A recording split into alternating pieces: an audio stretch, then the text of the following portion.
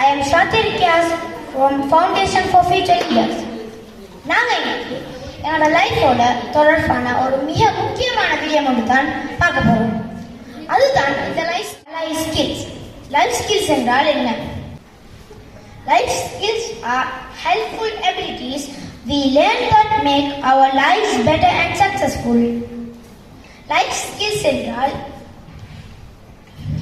என்னோட வாழ்க்கை வெற்றிகரமாகவும் சக்சஸாகவும் இருக்கிறதுக்கு எங்களுக்கு உதவியாக இருக்கிற திறன்களை தான் நாங்கள் சொல்லுவோம் லைஃப் ஸ்கில். என்னோட லைஃப் A to Z நாங்கள் நினைச்ச மாதிரி இருக்காது. அதுல எல்லாம் மாறி மாறி வரும். வெற்றி, தோல்வி, சேலஞ்சஸ், ஆப்பர்ச்சுனிட்டிஸ், சந்தோஷம், கவலை, அப்படி எல்லாம் மாறி மாறி வரும். நாங்க இப்ப லைஃப் ஸ்கில்ஸ்ல முக்கியமான லைஃப் ஸ்கில்ஸ் கம்யூனிகேஷன் என்றால் நாங்க ஒருவரோடையோ அல்லது பலரோடையோ தொடர்பு கொள்ளும் போதோ அந்த தொடர்பு கொள்ளும் நோக்கத்தை சரியா அடைந்து கொள்றதுக்கு தேவையான ஸ்கில்ஸ் தான் கம்யூனிகேஷன் ஸ்கில்ஸ்.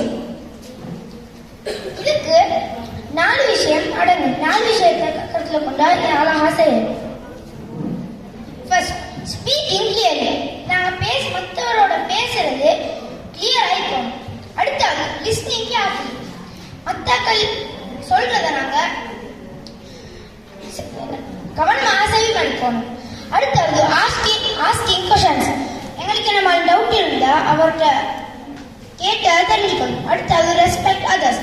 நாங்க தொடர்பு கொள்வோரோட மரியாதையாக நடந்து கொள்ளணும். அடுத்தாவது ப்ராப்ளம் சால்விங்.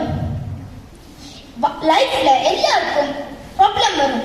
ஆனா அதை எல்லாரும் ஒழுங்காக சரியாக அந்த ப்ராப்ளத்துக்கு தீர்வு காண்றது இல்லை.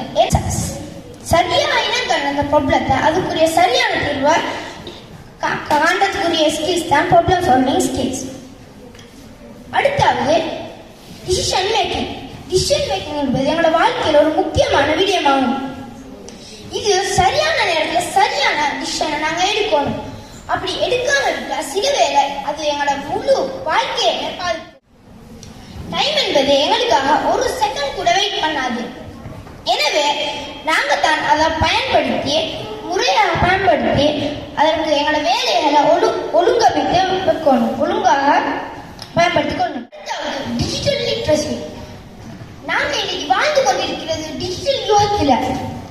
எனவே நாங்க டெக்னாலஜியை நல்லா விளங்கி சரியாக பயன்படுத்தி அதனுடைய உச்ச பயனை அடைந்து கொள்வோம்.